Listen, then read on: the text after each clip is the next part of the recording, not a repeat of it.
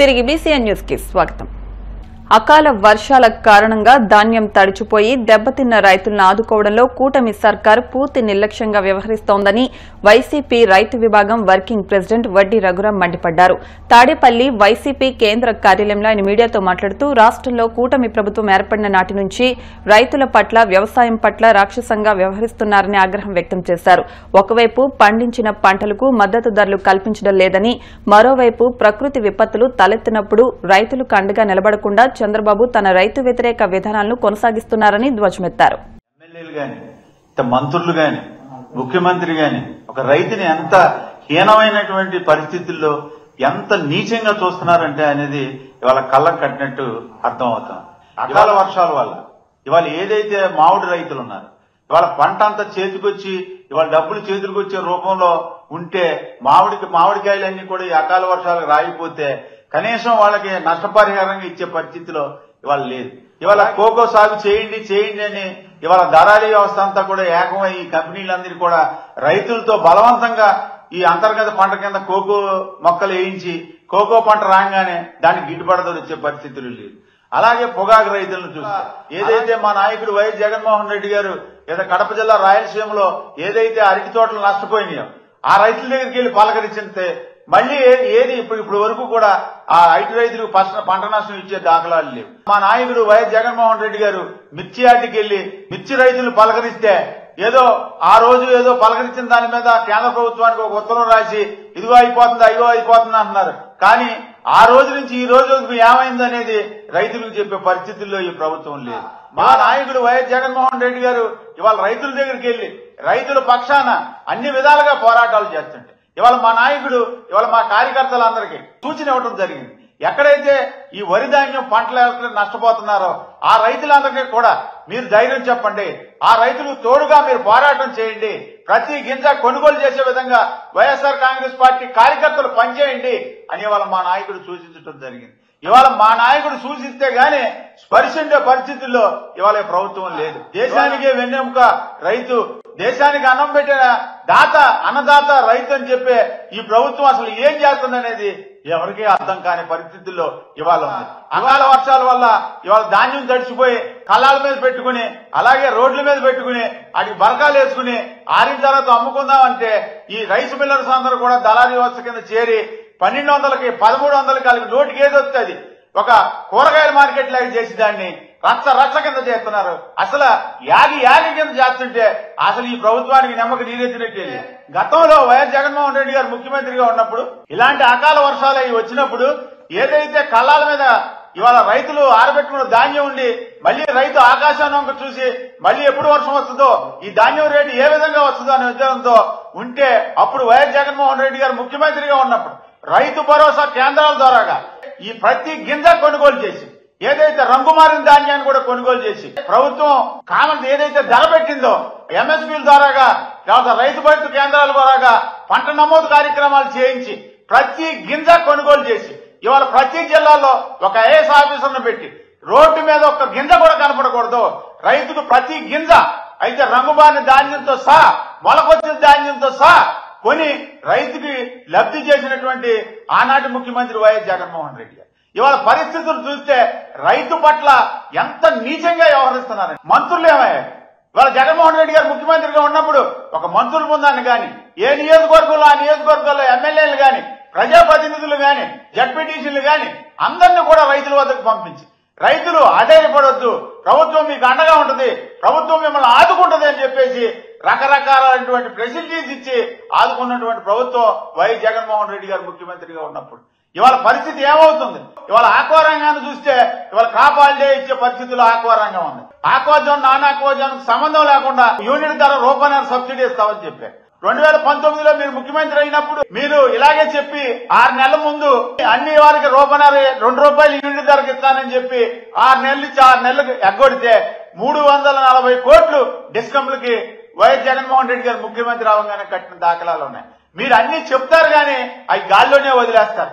YS Jaganmohan Reddy గారు ముఖ్యమంత్రిగా ఉన్నప్పుడు ఇవాళ మీరు వదిలేసిన బాకీలన్నీ కూడా ఈ యొక్క రైతు భరోసా కేంద్రాల ద్వారాగా ఇవాళ రైతులకు అండగా నిలబెట్టినటువంటి వైఎస్ జగన్మోహన్ రెడ్డి గారు ఇవాళ మళ్ళీ మీరు పెద్ద పెద్ద మాటలు చెప్తారు. ఇవాళ ఏమైంది? ఇవాళ కాపాడే దిశగా ఇవాళ ఆక్వా రంగానికి ఉంటే కనీసం మీరు ఏదో వేణీళ్ళలో చన్నీళ్ళ సదుపాయం కింద రూపాయల సబ్సిడీ అది ఎప్పుడు అమలు చేస్తారని వైఎస్ఆర్ కాంగ్రెస్ పార్టీ తరఫున మేము డిమాండ్ చేస్తున్నాం. ఇవాళ ఇవన్నీ మీరు ఆక్వా రంగానికి ఏం చేశారని మీరు అంటున్నారు. ఏం చేయలేదని మేము అడుగుతున్నాం. సూటిగా. జలవనరుల శాఖ మంత్రి నిమ్మల రామానాయుడు పుట్టినరోజు వేడుకలను సచివాలయంలో నిర్వహించారు. ఈ సందర్భంగా సీఎం చంద్రబాబు ఆయనతో కేక్ కట్ చేయించి స్వయంగా తినిపించారు. ఈ సందర్భంగా రామానాయుడుకు జన్మదిన శుభాకాంక్షలు చెప్పారు. మంత్రులు గొట్టిపాటి రవి, అనగాని సత్యప్రసాద్ సైతం రామానాయుడుకు శుభాకాంక్షలు తెలిపారు. ఈ పుట్టినరోజును జీవితంలో మర్చిపోలేనని మంత్రి నిమ్మల పేర్కొన్నారు.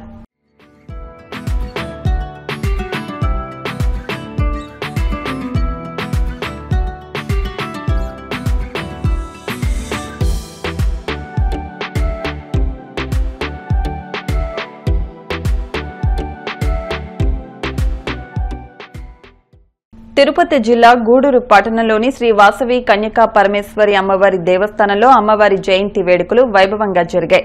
స్థానిక శివాలయం నుండి 102 కలశాలతో మహిళలు ఊరేగింపుగా వాసవి ఆలయానికి వచ్చి కలశ జలంతో అమ్మవారికి వైభవంగా అభిషేకం నిర్వహించారు. మహిళలు అధిక సంఖ్యలో హాజరై అమ్మవారిని దర్శించి తీర్థ ప్రసాదాలు స్వీకరించారు.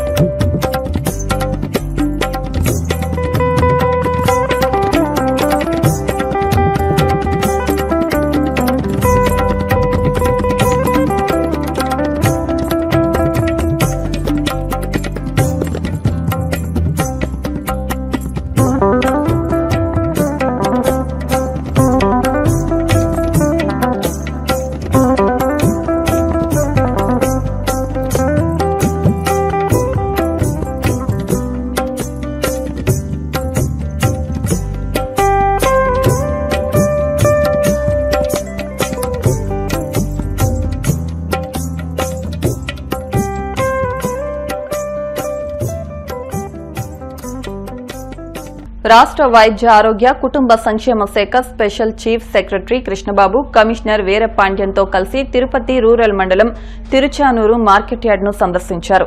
ముందుగా మార్కెట్ యార్డులోని మామిడి ఎగుమతి కేంద్రాన్ని తనిఖీ చేశారు. మామిడికాయల క్లీనింగ్, కూలింగ్, గ్రేడింగ్, ప్యాకింగ్ విధానాలను జిల్లా కలెక్టర్తో కలిసి ఆయన నిశితంగా పరిశీలించారు.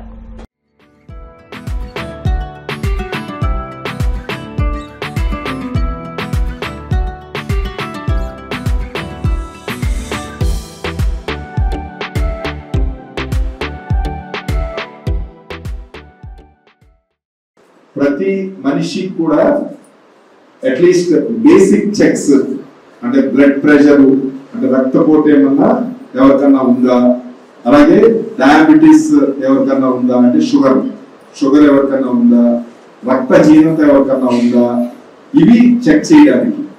సో ఉంటే వాళ్ళని ఐడెంటిఫై చేసి వాళ్ళకి అంటే ఉంటే ఏమన్నా తప్ప. సో భారతదేశంలో ప్రతి 5గురిలో ఒకళ్ళకి రక్తపోటు ఉంటుంది. ప్రతి 5 మందిలో. మనం ఇక్కడ ఉన్న ఎంతమంది ఉన్నాం కదా, ఇందులో చెక్ చేసుకోవచ్చు. మనం ఇప్పుడు చెక్ చేస్తే అట్లీస్ట్ 5-6గురిలో ఒకళ్ళ కంపల్సరీగా రక్తపోటు ఉంటుంది. అలాగే ఆల్మోస్ట్ అదే రకంగా ఒక 5-6 మనం చెక్ చేస్తే కనుక ఒకరికి షుగర్ ఉండొచ్చు, అంటే 18 ఏళ్ల దాటిన వాళ్ళు. అలాగే రక్తహీనత కూడా కొంతమందికి ఉండొచ్చు, కొంతమంది బాగానే ఉండొచ్చు.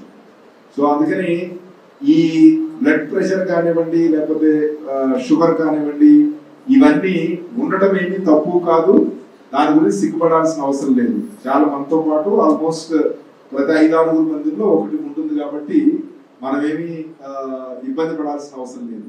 ముఖ్యంగా టీకాలు సరిగా వేస్తున్నారా, లేదంటే డెలివరీల మీద బాలింతలకి గర్భవతులకి ఇవ్వాల్సినటువంటి పోషక పదార్థాలు నెలవారిస్తున్నారా అంగన్వాడీ వర్కర్లు, అవన్నీ చెప్తున్నారా లేదా? అదేవిధంగా కనీసం మీరు వివో మీటింగ్ లో కూర్చున్నప్పుడు అంగన్వాడీ వర్కరు అదేవిధంగా ఏఎన్ఎం నెలకు ఒక్కసారన్నా వచ్చి అందరితో మాట్లాడి, ఎందుకంటే మీరు మాట్లాడితే మళ్ళీ మీరు ఊర్లోకి వెళ్ళి మీ సంఘంలో ఒక 10 మందితో మాట్లాడుకుంటారు. వాళ్ళు మళ్ళీ అట్లా వెళ్తే అందరికీ అవగాహన ఎక్కువ అవుతుంది.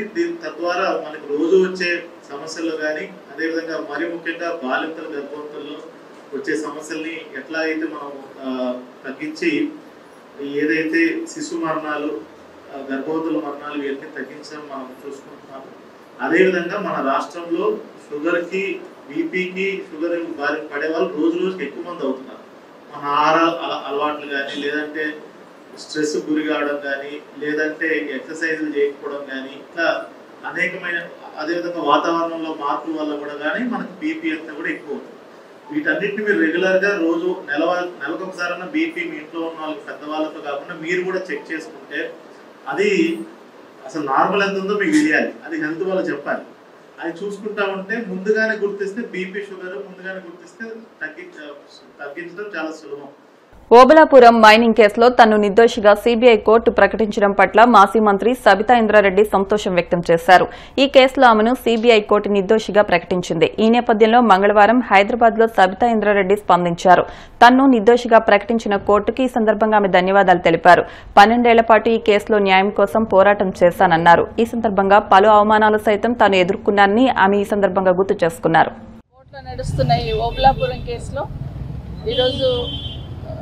న్యాయస్థానంలో నన్ను నిర్దోషిగా ప్రకటించినందుకు న్యాయ వ్యవస్థకి ప్రత్యేకంగా ధన్యవాదాలు తెలియజేస్తా ఉన్నాను. నన్ను 12 సంవత్సరాల నుండి 12.5 సంవత్సరాల కింద ఈ కోర్టు మెట్లెక్కినప్పుడు కన్నీళ్లతో మెట్లెక్కాను. ఏ తప్పు చేయకపోయినా కేసులో వచ్చేసామని ఒక రకమైన బాధ ఆ రోజు ఈ కోర్టు మెట్లెక్కినప్పుడు. ఈరోజు న్యాయ వ్యవస్థ మీద సంపూర్ణమైన విశ్వాసంతో ఆ రోజు అదే చెప్పాను, ఈరోజు అదే చెప్తున్నాను. తప్పకుండా న్యాయ వ్యవస్థ ద్వారా న్యాయం జరుగుతుందని నమ్మాను. న్యాయం జరిగింది. కానీ 12.5 సంవత్సరాలు నేను పడ్డ అవమానాలు, 12.5 సంవత్సరాలు ఏ ఎన్నికలు వచ్చినా ప్రతిపక్షాలు ఉన్న వాళ్ళు అవినీతి పరురాలని, కేసులో ఉందని, జైలు పోతారని రకరకాల ప్రచారాలు చేసి మాట్లాడుతున్న సందర్భంలో ఎంతో బాధపడ్డాను. అట్లా ప్రచారం చేస్తున్నా నా నియోజకవర్గ ప్రజలు కానీ, నా జిల్లా ప్రజలు కానీ నా మీద సంపూర్ణంగా విశ్వాసాన్ని ఉంచారు. నా నియోజకవర్గ ప్రజలైతే ఎవరు ఎన్ని రకాలుగా మాట్లాడినా, ఈ కేసులను ముందు పెట్టి రాజకీయంలో ప్రచారం చేసినా కూడా నమ్మకుండా నన్ను గెలిపించున్నారు. నా నియోజకవర్గ ప్రజలకు కానీ, నా జిల్లా ప్రజలకు కానీ, ఈ 12.5 సంవత్సరాలు నాతో పాటు వెన్నంటుండి ధైర్యాన్ని ఇచ్చిన అందరికీ కూడా ప్రత్యేకంగా ధన్యవాదాలు తెలియజేస్తున్నాను. మరొకసారి భారతదేశంలో న్యాయ వ్యవస్థ న్యాయం జరుగుతుందని ఒక విశ్వాస నమ్మకాన్ని కలిగించున్నాను. Thank you so much. వార్తలు ముగించే ముందు ముఖ్యాంశాలు మరొకసారి. అమరావతిలో 1050 ఎకరాల భూ కేటాయింపు జరిగిందన్న మంత్రి నారాయణ. మంత్రుల కమిటీ సమావేశంలో భూ కేటాయింపులపై నిర్ణయం తీసుకున్నట్లు వెల్లడి. దేశ భద్రత రక్షణ కోసం ప్రతి భారతీయుడు సన్నద్ధంగా ఉండాలి. పిలుపునిచ్చిన బీజేపీ రాష్ట్ర అధ్యక్షురాలు రాజమండ్రి ఎంపీ పురంధేశ్వరి.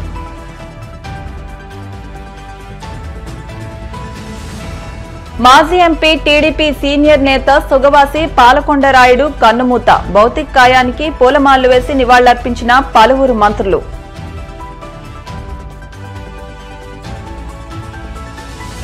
అకాల వర్షాలకు కుదేలైన ధాన్యం రైతులను ఆదుకోవడంలో కూటమి సర్కార్ నిర్లక్ష్యంగా వ్యవహరిస్తోంది. వైసీపీ రైతు విభాగం వర్కింగ్ ప్రెసిడెంట్ వడ్డీ రఘురాం మండిపాటు.